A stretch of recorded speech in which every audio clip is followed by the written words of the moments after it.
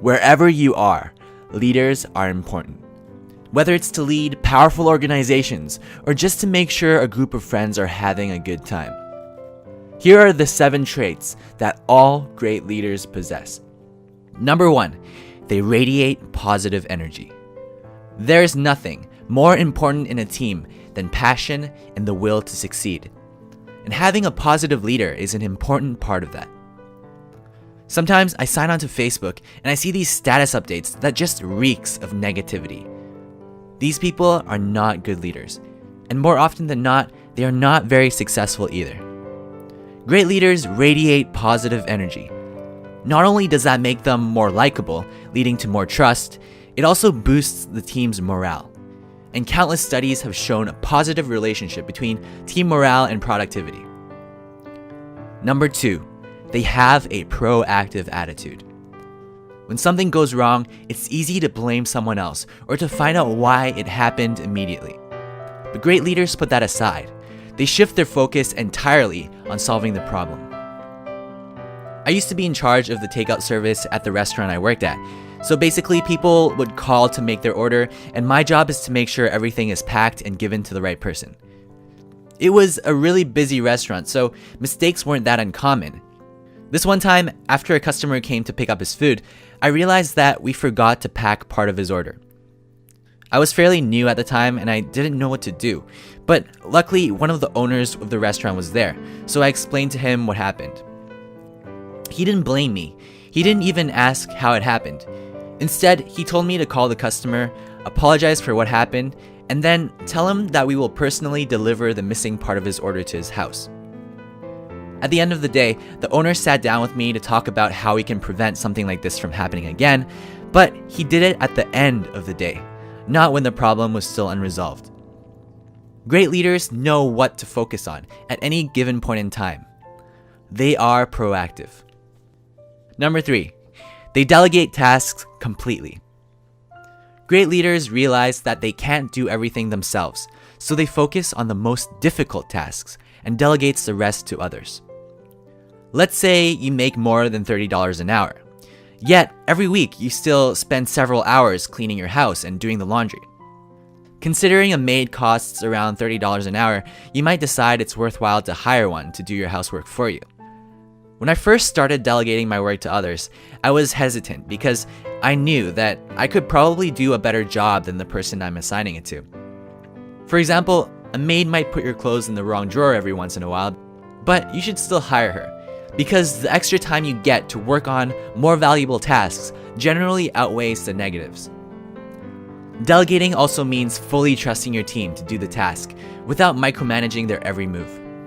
Great leaders delegate tasks to others and trust them to get the job done.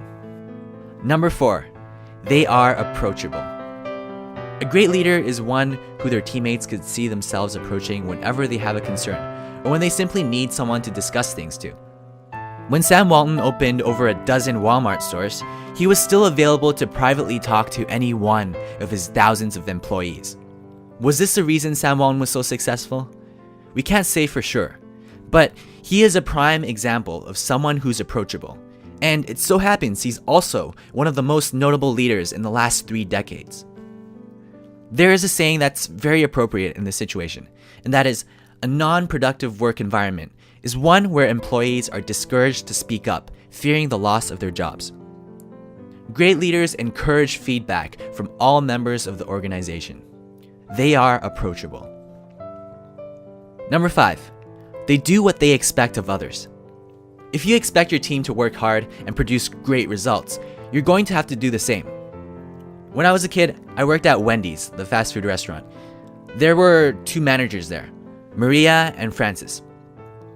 Maria was very good at telling us what to do, but she would always be in her office talking on the phone with her boyfriend. We listened to her, but none of us really respected her. And that is because she doesn't place the same expectations for herself as she does for us. Francis, on the other hand, was different. He didn't have a lot of leadership traits. In fact, he even had trouble telling us what to do. But the one thing he did have was he pulled his own weight. When it was busy, he would grab the spatula and start flipping burgers alongside us. As a result, he gained the respect of everyone. Whenever he was our manager, we worked hard because we wanted to, for Francis. A great leader sets an example, and as a result, gains the respect of his or her entire team. Number 6, they are accountable. Your team's mistakes are your mistakes because you are their leader. Remember the restaurant example? When we left out part of the customer's order, the owner and I personally went to deliver what we missed. Imagine the owner of a restaurant coming to your doorstep to apologize for their mistake. That is unheard of, and yet that is exactly the level of accountability great leaders practice all the time. It's not just about responsibility, it's about taking the next step to make things right. Great leaders are accountable. And lastly, they are decisive.